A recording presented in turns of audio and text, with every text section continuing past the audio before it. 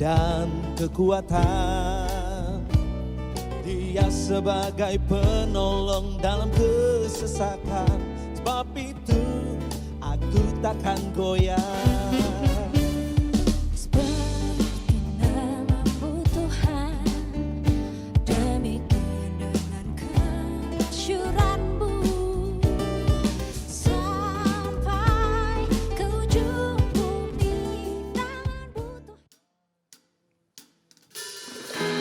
Jemaat Tuhan, saudara bersuka cita hari ini?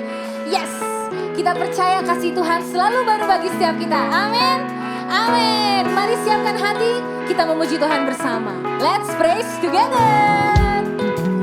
Haleluya. Mari semua di rumah-rumah, tepuk tanganmu buat Tuhan. Come on. Haleluya. Ku kan memuji Tuhan selamanya, mari semua tinggikan Dia, nyanyikan anugerahnya selamanya, mari semua tinggikan Dia.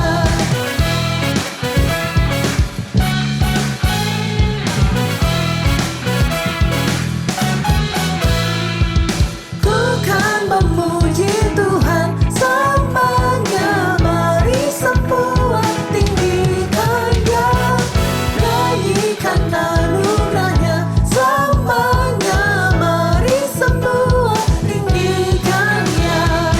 Besarkanlah namanya, pujilah Dia, buat namanya mulia, Dia berkuasa selamanya. Besarkanlah namanya, pujilah Dia, buat namanya mulia, Dia berkuasa selamanya. Mari memuji Tuhan, memuji Tuhan selamanya, mari semua tinggikan Dia, nyanyikan anugerahnya selamanya, mari semua tinggikan Dia. Besarkanlah namanya, pujilah Dia, buat namanya mulia, Dia berkuasa selamanya. Besarkanlah namanya, pujilah Dia, buat namanya mulia, Dia berkuasa selamanya.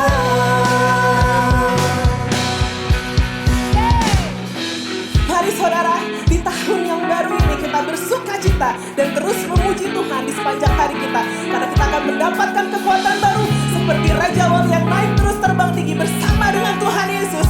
Amin. Come on. Yes.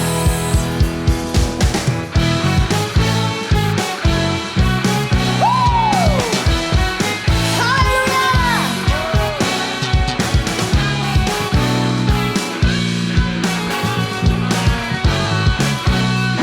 Mari besarkan namanya.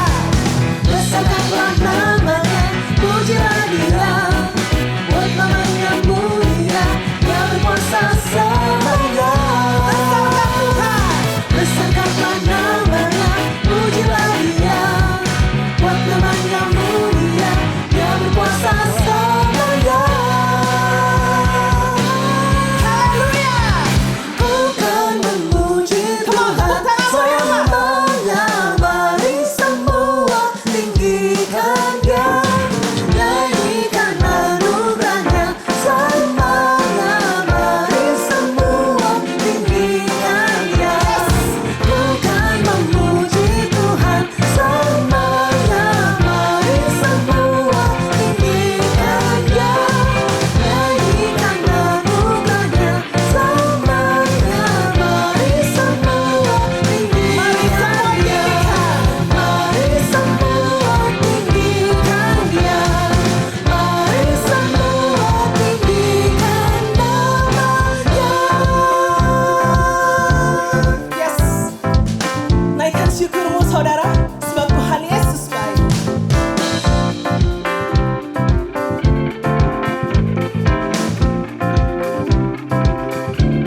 Mari.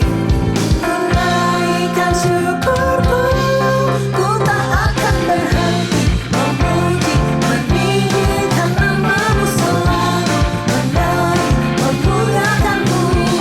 Dibebaskan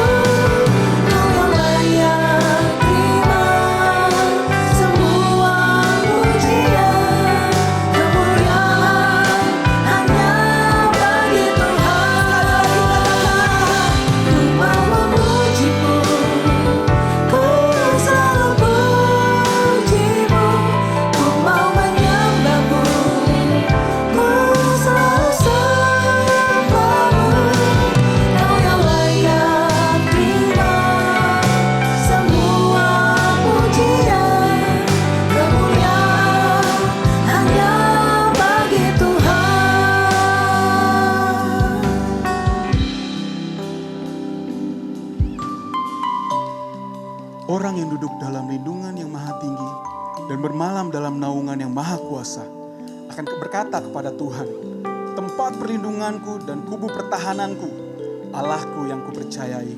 Sungguh, dialah yang akan melepaskan engkau dari jerat penangkap burung, dari penyakit sampar yang busuk.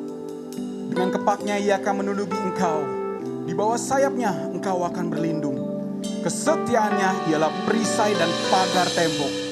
Engkau tak usah takut terhadap kedahsyatan malam, terhadap panah yang terbang di waktu siang, terhadap penyakit sampar yang berjalan di dalam gelap, terhadap penyakit menular yang mengamuk di waktu petang.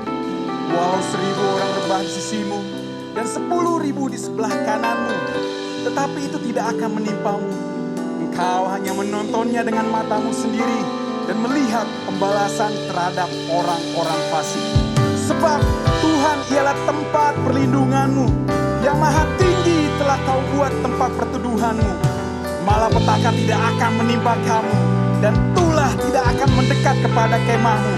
Sebab malaikat-malaikatnya akan diperintahkannya kepadamu untuk menjaga engkau di jalanmu. Mereka akan menatang engkau di atas tangannya, supaya kakimu jangan terantuk kepada batu. Singa dan ular pedung akan kau langkahi. Kau akan menginjak anak singa dan ular naga. Sungguh hatinya melekat kepadaku, maka aku akan meluputkannya. Aku akan membentenginya sebab ia mengenal namaku. Bila ia berseru kepadaku, aku akan menjawab. Aku akan menyertai dia di dalam kesesakan. Aku akan meluputkannya dan memuliakannya. Dengan panjang umur akan kukenyangkan dia, dan akan kuperlihatkan kepadanya keselamatan daripadaku.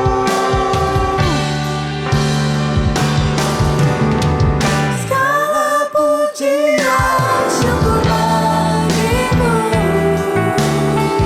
Kau hadir dalam hidupku ini. Ku datang sujud di hadapanmu, memujimu, menyembahmu, Yesus, ku menyembahmu. Segala pujian syukur bagimu, Kau hadir dalam hidupku ini. Ku datang sujud di hadapanmu, memujimu, menyembahmu, Yesus, ku menyembahmu.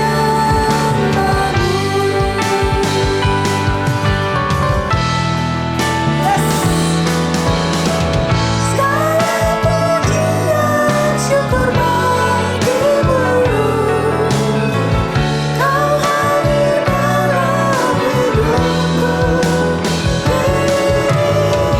Ku datang sujud di hadapanmu, memujimu, menyembahmu, Yesus, ku menyembahmu. Memujimu, menyembahmu, Yesus, ku menyembahmu. Memujimu, menyembahmu,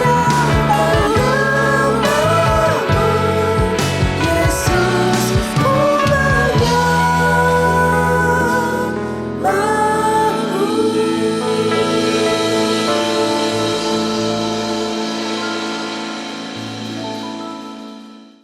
Shalom Bapak Ibu semua, saya senang sekali bisa berjumpa dan menyapa Bapak Ibu di ibadah online pada hari ini. Dan saya berdoa percaya bahwa keadaan Bapak Ibu semua dalam keadaan baik, karena Tuhan Yesus setia.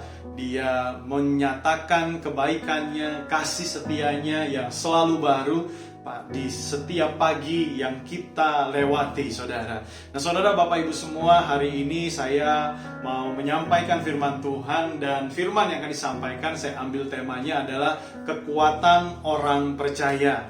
Bapak Ibu, hidup manusia diibaratkan seperti kapal yang terombang-ambing di tengah lautan, dan ketika kapal itu akan merapat ke daratan harus ada jangkarnya supaya kapal itu dapat stabil gitu, saudara ya. Nah, Bapak Ibu, kita juga ibarat kapal yang sedang berlayar di tengah lautan, di tengah dunia ini dengan badai kehidupan yang kadang kita merasakan badainya besar, pergumulan hidup ini begitu besar, bertubi-tubi datang, silih berganti.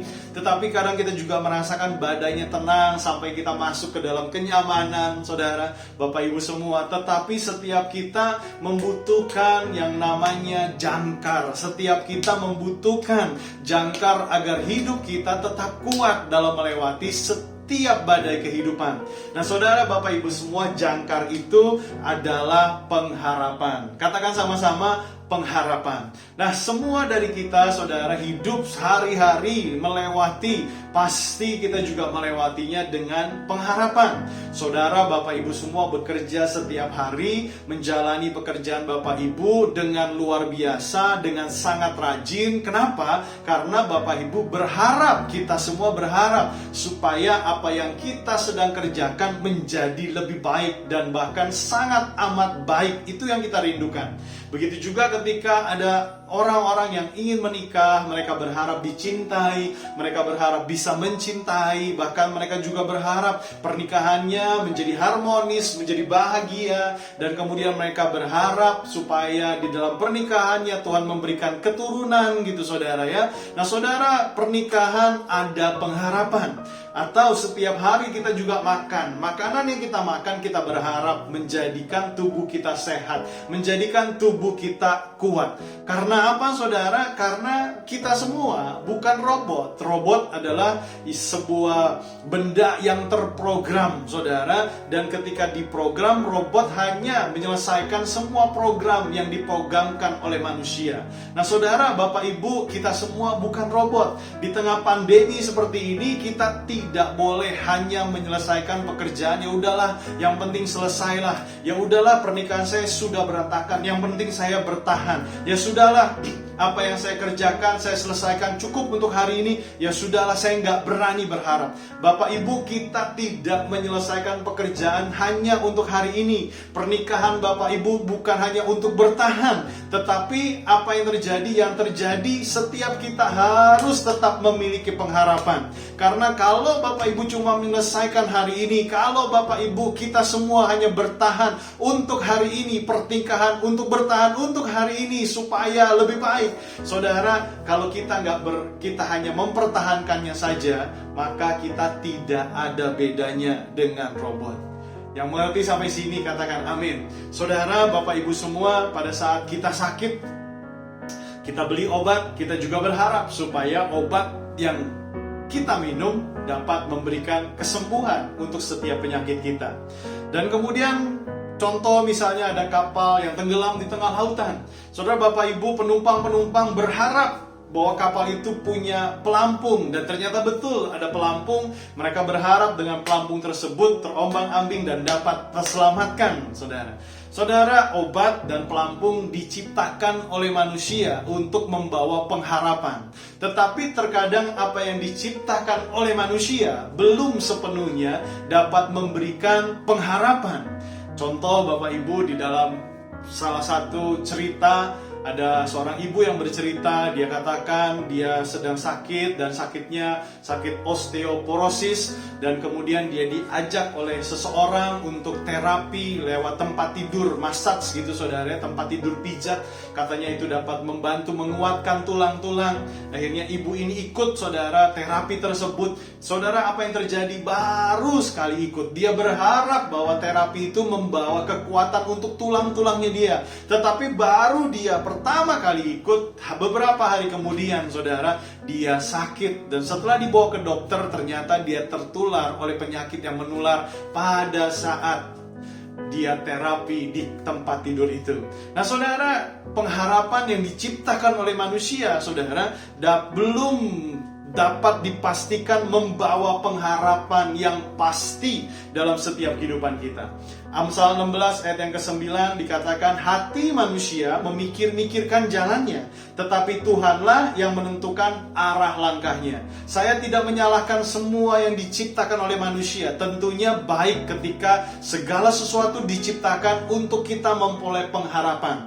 Tetapi saudara, dikatakan ketika kita memikir-mikirkan jalannya, tetapi Tuhanlah yang menentukan arah langkahnya. Semua keputusan, kepastian kehidupan kita hanya ada di dalam Tuhan.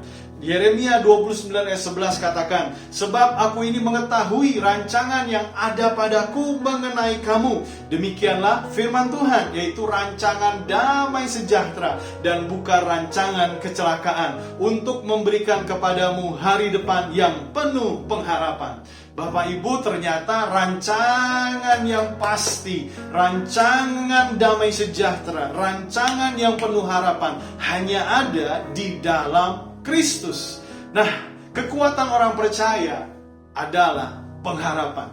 Amin, Bapak Ibu semua. Dari Yeremia 29 ayat 11 ini kita dapat menyimpulkan bahwa kekuatan orang percaya adalah pengharapan. Ketika kita memiliki pengharapan, maka kehidupan kita akan tetap kuat. Dan ketika kita memiliki pengharapan di dalam Kristus, maka kehidupan Bapak Ibu semua akan semakin kuat. Yang percaya katakan amin. Nah, apa yang membuat pengharapan kita, apa yang membuat pengharapan menjadi kekuatan untuk setiap orang percaya? Yang pertama, karena Yesus menjadi perintis. Di dalam firman Tuhan Ibrani 6 ayat 19 sampai 20, pengharapan itu adalah sauh yang kuat dan aman bagi jiwa kita, yang telah dilabuhkan sampai ke belakang tabir, di mana Yesus telah masuk sebagai perintis bagi kita, ketika Ia menurut peraturan Melkisedek menjadi imam besar sampai selama-lamanya. Tadi saya sudah sempat singgung Bapak Ibu bahwa kekuatan kita adalah pengharapan. Tetapi bukan pengharapan yang hanya dibuat oleh manusia. Karena apa yang dibuat oleh manusia masih bisa tidak pasti.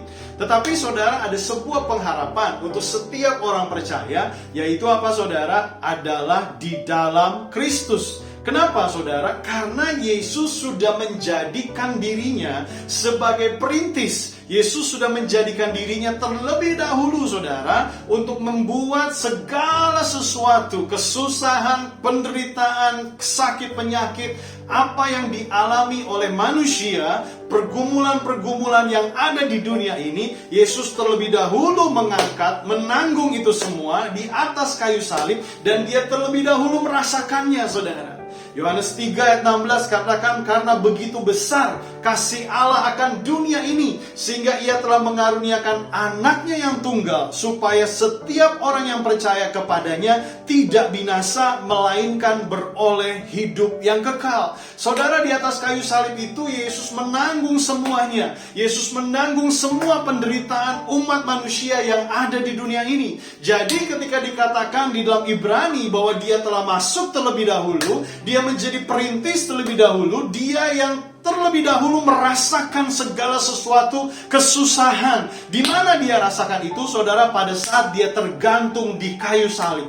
Makanya saudara, Dia katakan apa? Bahwa setiap orang yang percaya kepadaku tidak binasa, tetapi apa? Beroleh hidup yang kekal. Nah, saudara, inilah kekuatan orang percaya. Pada saat saudara dan saya sebagai orang percaya yang tidak hanya berharap kepada apa yang dibuat oleh manusia, karena apa yang dibuat oleh manusia masih bersifat tidak pasti. Tetapi ketika Bapak Ibu semua berharap kepada Kristus, di mana Kristus sudah menanggung segala sesuatu, sudah merasakan kesusahan segala sesuatu, maka apa yang terjadi ketika Bapak Ibu percaya kepada Yesus yang menjadi perintis terlebih dahulu, maka kita memiliki pengharapan yang pasti.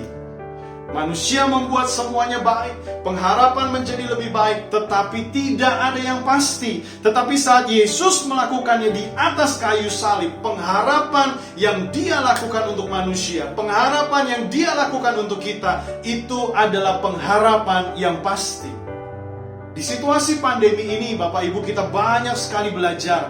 Vaksin yang ditemukan oleh manusia agar menjadi lebih baik, tetapi belum pasti. Kita juga belajar, saudara, pada saat kita mengerti kedalaman apa yang Yesus sudah berikan, apa yang Yesus sudah lakukan, baik atau buruk kejadiannya, saudara, apa yang dirancangkan oleh manusia, tetapi ketika kita ada di dalam Yesus, saudara memiliki pengharapan yang pasti. Yang mengerti katakan amin. Yang kedua, saudara, apa yang membuat pengharapan menjadi kekuatan? Karena kita menerima pengharapan itu bukan dengan usaha kita, tetapi dengan kasih karunia. Saudara, di pandemi ini semua yang kita harapkan harus kita usahakan. Kalau kita mau sehat, saudara harus minum vitamin supaya apa? Imun kita menjadi lebih sehat di tengah pandemi saat ini. Kalau kita tidak mau tertular, kita tidak boleh banyak keluar. Kita harus stay at home, mengikuti protokol kesehatan. Dulu 3M, sekarang jadi 5M. Kita harus mengukur suhu tubuh kalau kita kemana-mana. Ada yang sampai beli alat ukur oksigen supaya apa? Setiap pagi diukur oksigennya. Terus kemudian saudara ada yang sampai beli alat semprot disinfektan. Kemana-mana alat semprot yang dibawa. Supaya apa? Bisa semprot, menghilangkan, menjauhkan dari virus. Kita harus berusaha untuk apa, saudara? Untuk kita tidak tertular. Ketika kita mau liburan, kita harus tes swab PCR, saudara. Jadi saudara, ada orang yang gak bisa sampai liburan karena lebih mahal biayanya untuk tes itu, saudara ya. Saudara, untuk kita sehat hari-hari ini kita butuh usaha, kita butuh sesuatu untuk membuat apa? Apa yang kita harapkan secara jasmani, apa yang kita harapkan untuk tubuh jasmani kita, apa yang kita harapkan secara jasmani, saudara, itu membutuhkan usaha agar apa? Agar kita menjadi sehat dan tidak tertular. Yang mengerti sampai sini katakan amin. Nah, saudara, apa yang Yesus telah lakukan? Yesus memberikan pengharapan. Betul, Yesus tidak memberikan pengharapan secara jasmani yang Dia lakukan di atas kayu salib. Tetapi saudara, Dia memberikan pengharapan di dalam rohani. Dia memberikan pengharapan di dalam roh kita. Sesuatu yang tidak terlihat, tetapi ketika Dia melakukannya dengan cara jasmani, Dia mati di kayu salib, Dia menanggung semua pergumulan, beban hidup dunia ini, saudara, beban hidup saudara dan saya. Dan ketika Dia lakukan itu dengan cara yang terlihat oleh manusia, Dia telah memberikan pengharapan untuk saudara dan saya di dalam roh kita.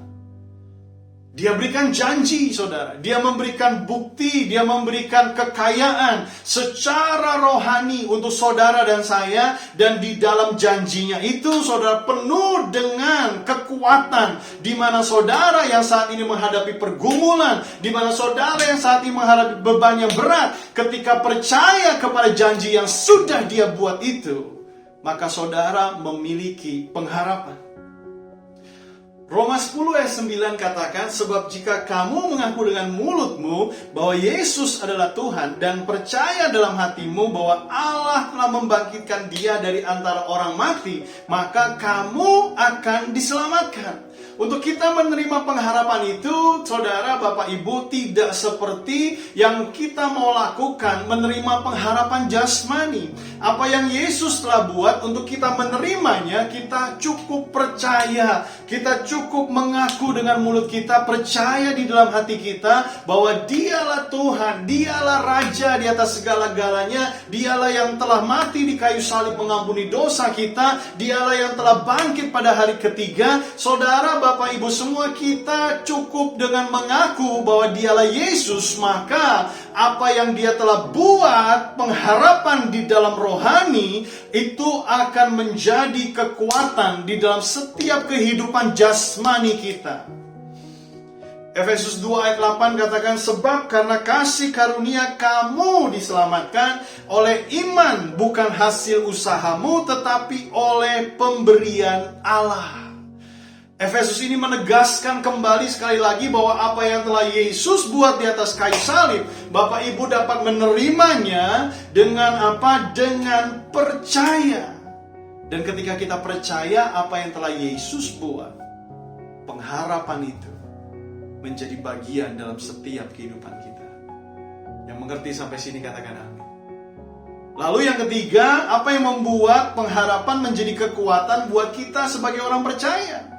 Karena kita memiliki iman. Kita memiliki apa Bapak Ibu? Iman untuk menerima pengharapan itu. Ibrani 11 ayat yang pertama, iman adalah dasar dari segala sesuatu yang kita harapkan dan bukti dari segala sesuatu yang tidak kita lihat. Tadi saya sempat menyinggung bahwa apa yang telah Yesus lakukan di atas kayu salib itu adalah pengharapan secara rohani yang dia kerjakan dan dia sudah berikan. Nah saudara, mungkin kita bilang gini, ya dikerjakan di kayu salib 2000 tahun yang lalu. Yang saya lihat, yang hari ini saya tahu ada janjinya. Tetapi saya nggak mau hidup dalam janjinya. Karena saya mau lihat bentuk nyatanya. Betul saudara, saudara punya janji. Dan ketika saudara percaya kepada janji itu, maka saudara akan melihat dalam kehidupan jasmanimu, saudara akan merasakan kuasanya. Makanya Ibrani katakan iman adalah dasar segala sesuatu yang kita harapkan dan bukti dari segala sesuatu yang kita lihat. Di situasi pandemi seperti sekarang ini, semua orang didorong untuk bergaul dengan teknologi.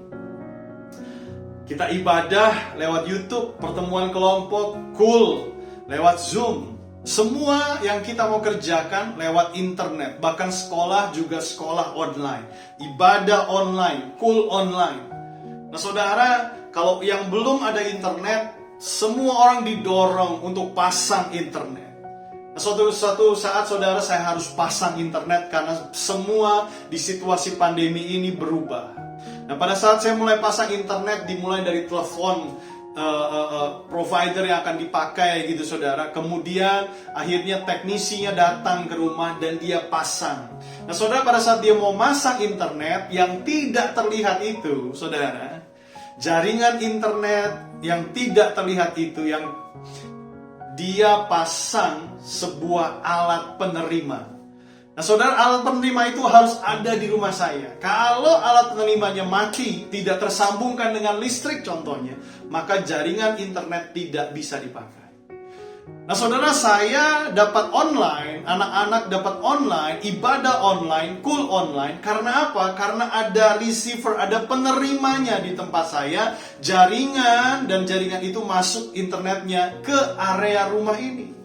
Nah saudara, begitu pun juga dengan yang kita alami bersama dengan Kristus. Apa yang telah Kristus buat di atas kayu salib, saudara, itu sudah done, sudah selesai semuanya. Dia lakukan dengan cara-cara jasmani tergantung di kayu salib. Dan dia sudah done, dia sudah selesaikan dengan janji untuk semua orang yang percaya kepada dia. Untuk saudara dan saya menerima janji itu, maka saudara dan saya membutuhkan iman, saudara. Nah ketika iman saudara terus bertumbuh, ketika iman saudara terus percaya kepada janji yang Yesus sudah buat, maka apa yang terjadi? Yang terjadi, saudara akan mendapatkan, merasakannya, kuasa kebangkitannya yang dia sudah kerjakan di kayu salib dan bangkit pada hari ketiga di dalam kehidupan saudara. Makanya apa yang saudara minta, saudara akan terima.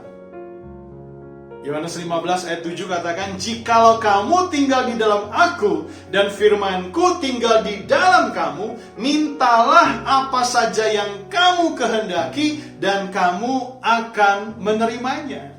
Saudara, ini ayat yang paling disukai oleh setiap orang percaya. Apalagi ayatnya yang kalimat terakhir, mintalah apa saja yang kamu kehendaki dan kamu akan menerimanya.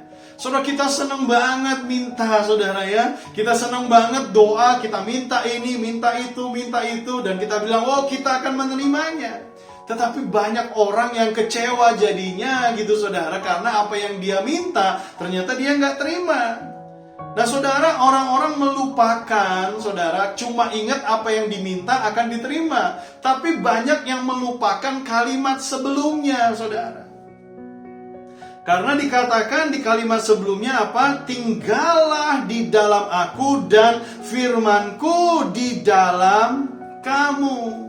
Banyak yang mau terima bentuk fisiknya aja, tetapi tidak mau melakukan bagian yang di depan daripada kalimat itu. Tinggallah di dalam aku dan firmanku di dalam kamu. Saudara, firman Tuhan Yesus juga berkata, dikatakan bahwa jika kamu memiliki iman sebesar biji sesawi.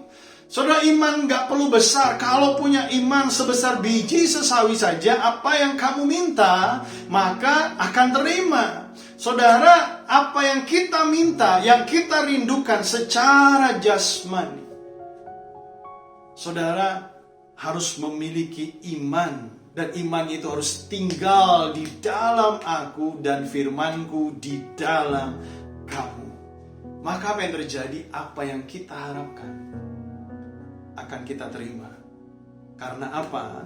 Karena setiap yang kita minta merupakan permintaan yang selaras, yang menjadi kehendak daripada Bapa di surga. Yang mengerti sini sampaikan, katakan amin. Bapak Ibu, dalam situasi pandemi ini yang kita perlukan, Bapak Ibu dan saya, kita perlu apa? Tinggal di dalam Dia dan firman-Nya di dalam kita.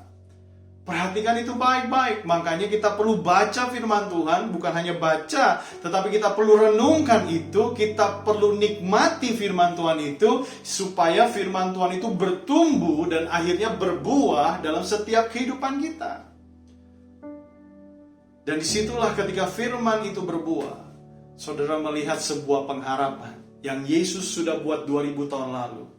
Tetapi saudara dapat rasakan dan menerimanya hari ini di dalam setiap kehidupan saudara. Jadi apa yang kita pelajari hari ini Bapak Ibu semua, Yesus sudah menjadi perintis untuk seluruh kehidupan kita. Keluargamu, pekerjaanmu, pribadimu, masa depanmu, Dia sudah menjadi perintis. Dia terlebih dahulu. Semuanya sudah ditanggung di atas kayu salib. Dia memberikan pengharapan di dalam roh kita. Dan ketika kita tinggal di dalamnya dan firman-Nya di dalam kita, apapun yang kita minta, pasti kita akan menerimanya. Apa yang kita pelajari pada hari ini, yang perlu kita lakukan di 2021 ini adalah apa saudara? Percaya kepada Yesus. Miliki iman percaya kepada Yesus. Jangan lepaskan. Banyak baca firman, diskusikan firman Tuhan. Dan firman itu bertumbuh di dalam kehidupan kita. Jangan lepaskan iman percaya kita kepada Kristus. Itu yang harus kita kerjakan di tahun ini. Amin saudara. Saudara, kekuatan orang percaya adalah ketika dia memiliki pengharapan di dalam Kristus. Mari kita sama-sama berdoa dan kita tundukkan kepala. Tuhan, terima kasih untuk hari ini. Kami diingatkan kembali bahwa kekuatan orang percaya adalah pengharapan di dalam Kristus. Manusia membuat segala sesuatu menjadi baik. Tetapi Tuhan, segala sesuatu apa yang manusia buat belum pasti. Kepastian dari apa yang kami jalani kehidupan kami hari ini adalah ketika kami memiliki pengharapan di dalam Kristus. Hamba-Mu berdoa pada hari ini untuk seluruh jemaat Tuhan yang mendengar firman-Mu Tuhan. Apapun keberadaan mereka, biarlah Tuhan jamah, Tuhan lawat mereka. Kalau ada mereka yang sedang dalam kebimbangan, keraguan, Tuhan mari kuatkan iman percaya mereka, kembalikan lagi iman percaya mereka di dalam Engkau ya Tuhan. Tuhan, aku berdoa di dalam nama Tuhan Yesus Kristus Tuhan. Biarlah setiap jemaat-Mu Tuhan dikuatkan, tidak meninggalkan Engkau. Mereka terus berjalan dalam kebenaran-Mu, tidak meninggalkan firman-Mu. Tuhan, kami punya kerinduan. Hamba-Mu berdoa di dalam nama Yesus, berikan roh yang lapar, yang haus akan Engkau. Supaya setiap hari kami terus mencari Engkau, bersekutu dengan Engkau. Karena di masa ini, di tahun ini 2021 ini, kami kami membutuhkan tuntunan Tuhan. Kami membutuhkan pengharapan untuk melewati hari-hari yang kami lewati di depan nanti ya Tuhan. Dan pengharapan itu hanya ada di dalam Engkau. Saat ini aku berdoa untuk jemaat Tuhan dimanapun semua jemaat-Mu berada. Diberkatilah mereka dengan kelaparan, dengan kehausan. Biarlah mereka terus mencari Engkau dan firman-Mu bertumbuh di dalam setiap kehidupan mereka. Terima kasih ya Bapa. Hamba-Mu serahkan sekali lagi keadaan jemaat-Mu hanya di dalam nama Tuhan Yesus Kristus. Haleluya. Semua yang percaya sama-sama katakan amin. Tuhan Yesus memberkati saudara.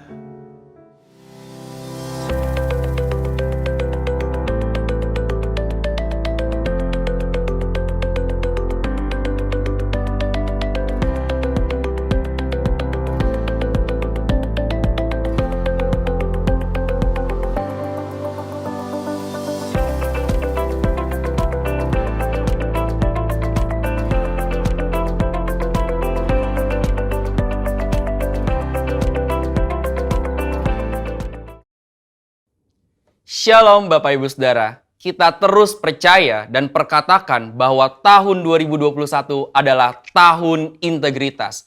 Apabila kita berbicara tentang integritas, ada satu teladan yang perkataan, hati, dan tindakannya selaras. Pribadi spesial inilah yang menjadi tema Voice of Pentecost hari ini, yaitu Jesus, the Man of Integrity. Bagi orang percaya, membangun integritas sama halnya dengan hidup sama seperti Yesus telah hidup. Mari kita lihat apa saja yang Yesus lakukan.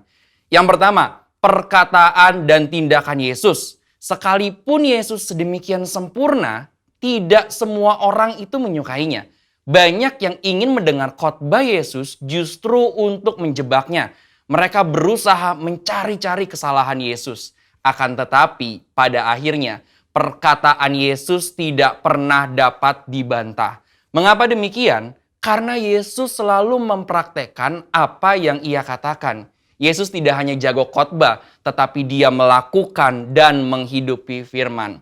Dalam Matius 23 ayat 3, Yesus menyindir ahli-ahli Taurat dengan mengatakan kepada orang banyak, "Sebab itu, turutilah dan lakukanlah segala sesuatu yang mereka ajarkan kepadamu. Tetapi janganlah kamu turuti perbuatan-perbuatan mereka, karena mereka mengajarnya tetapi tidak melakukannya." Yang kedua, sumber perkataan dan tindakan Yesus. Dalam Yohanes 12 ayat 49, Yesus mengatakan demikian, "Sebab aku berkata-kata bukan dari diriku sendiri, tetapi Bapa yang mengutus aku. Dialah yang memerintahkan aku untuk mengatakan apa yang harus aku katakan dan aku sampaikan." Selama hidupnya di bumi, Yesus tidak pernah mengatakan sesuatu dari dirinya sendiri. Ia sungguh-sungguh memastikan bahwa semua perkataan dan tindakannya itu bersumber dari Bapa. Dia tidak mengatakan sesuatu untuk kepentingannya pribadi, tetapi untuk kerajaan Allah. Yesus juga selalu memastikan bahwa semua yang dia lakukan sesuai dengan kehendak Bapa. Dengan cara demikian, Yesus sungguh-sungguh menjaga integritasnya. Yang ketiga, aplikasi perkataan dan tindakan Yesus. Kita sudah melihat bagaimana Yesus sungguh-sungguh menjadi man of integrity. Di dalam Alkitab, ada beberapa tindakan Yesus dalam mengaplikasikan kehidupan yang berintegritas. Pertama, ketika menghadapi pencobaan, Yesus menolak untuk mengubah batu menjadi roti. Bukan masalah sanggup atau tidak sanggup, tetapi karena ini adalah rencana iblis. Ingat saudara, Yesus hanya mau melakukan kehendak Bapa. Kedua, menghadapi yang membutuhkan. Yesus tidak membeda-bedakan orang ketika memberikan pertolongan. Ketika ada seorang perempuan non-Yahudi yang memohon dengan sangat agar anaknya disembuhkan, Yesus tetap memberi pertolongan. Ketiga, menghadapi yang menjebak. Sepanjang perjalanan pelayanan Yesus sering dibanjiri dengan pertanyaan-pertanyaan jebakan. Tetapi Yesus selalu dapat menjawab dengan sangat tepat. Hal ini terjadi karena Yesus sungguh-sungguh berkata-kata hanya dari Bapa. Keempat, menghadapi yang berdosa. Ketika Yesus disalib, ia masih sempat berdoa dengan tulus kepada Bapa, sesuai dengan apa yang dia ajarkan selama ini mengenai pengampunan. Doanya, ya Bapa, ampunilah mereka sebab mereka tidak tahu apa yang mereka perbuat. Ini berarti Yesus tetap memegang integritasnya bahwa pengampunan tersedia bagi semua orang yang meminta ampun. Sekalipun bagi mereka yang menyalibkan Yesus. Bapak Ibu Saudara, integritas adalah sesuatu yang dibangun. Oleh sebab itu, sesuai dengan visi yang Tuhan sudah beri bagi gereja kita, mari sepanjang tahun ini kita membangun integritas dengan cara hidup seperti Yesus telah hidup. Saudara, untuk penjelasan lebih lengkapnya dari tim teologi kami, silakan membuka link yang ada di atas atau scan QR Code yang tersedia. Salam integritas, Tuhan Yesus memberkati.